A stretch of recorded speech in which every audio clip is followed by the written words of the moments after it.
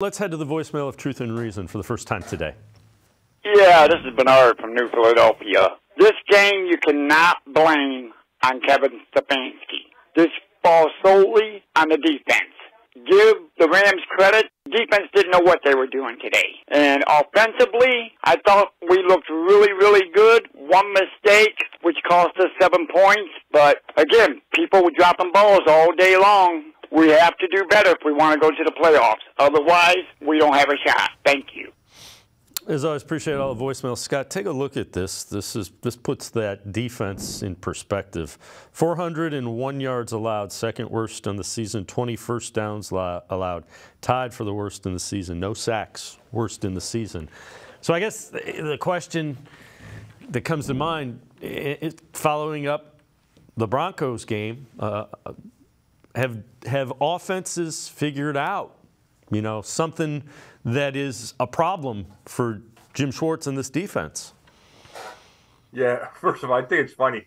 The caller says he doesn't blame Stefanski. Well, I mean, Stefanski is a head coach, right? The defense falls under his job responsibilities, right? And I get it. He's not calling the plays over there, but I just think that's kind of funny. Yeah, I think it's a combination of things, Dave. Number one, you don't have Denzel Ward, and that's huge. And, you have to deal with injuries. You just do. And you have to win despite injuries. But that doesn't mean they're not a factor.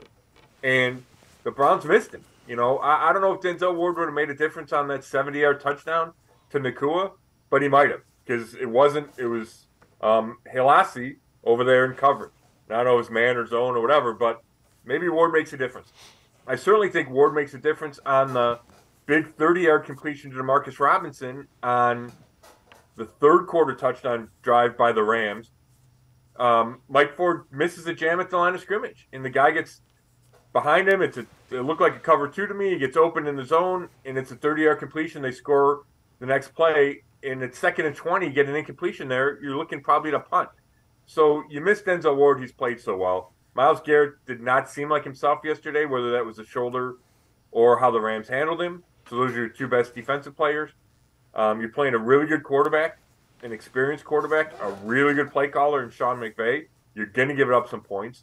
You're on the road. They've struggled. The defense has struggled, especially compared with its home dominance on the road all season. And then I think you do have some, this is how Jim Schwartz is going to play with these guys in the system. And to me, the biggest thing is they've given up too many explosive plays.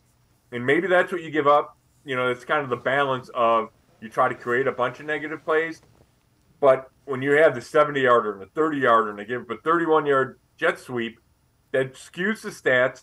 It changes field position. It changes momentum, changes the game. And to me, that's the biggest area the Browns need to clean up. And, I think you can do that regardless of who's on the field. You just maybe have to tweak the aggression that Jim Schwartz is famous for.